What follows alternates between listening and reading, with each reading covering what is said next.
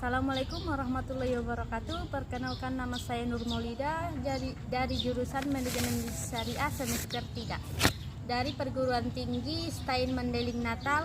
Dosen pengampu Pak Pepri Sugiarto MM dan mata kuliah perilaku organisasi. Saya akan menjelaskan materi saya yang berjudul emosi dan suasana hati serta kepribadian dan nilai individu. Emosi berasal dari kata yang berarti energi dan motion yang berarti getaran. Emosi adalah suatu panggilan jiwa yang menggetarkan pergolakan pikiran, nafsu, hati yang berdampak positif dan negatif. Dari salah satu pendapat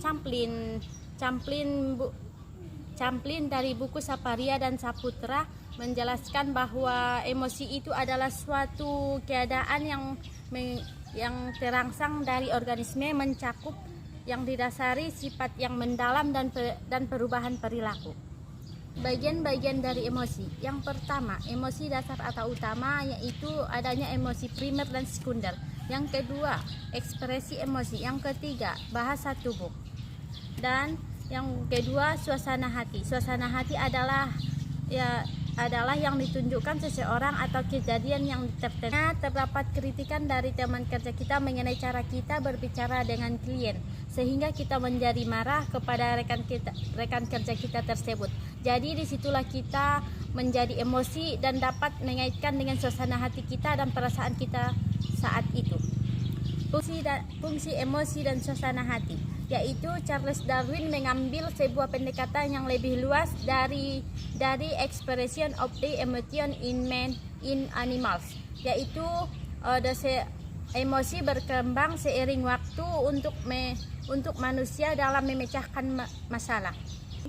Sumber-sumber emosi dan suasana hati. Yang pertama, kepribadian. Yang kedua, cuaca. Yang ketiga, stres. Yang keempat, aktivitas sosial. Yang kelima, tidur. Yang keenam, olahraga. Yang ketujuh, usia. Yang kedelapan, gender. Emosi kerja. Emosi kerja di dalam kerja organisasi yang berusaha untuk mengatur sesuatu yang sangat pribadi akan penolakan eksperitisme dan tidak nyaman dalam karyawan mereka. Oleh karena itu, terdapat dua cara bagi individu untuk mengelola emosi. Yang pertama, surface acting, di mana mengatur ekspresi emosional. Yang kedua, deep acting, di mana seorang memodifikasi perasaan untuk mengekspresikan suatu emosi yang diinginkan. Selanjutnya, teori peristiwa efektif, yaitu merupakan sebuah model yang menyatakan bahwa pekerja bereaksi secara emosional kepada hal-hal yang terjadi di tempat kerja yang dapat mempengaruhi kinerja dan kepuasan kerja mereka.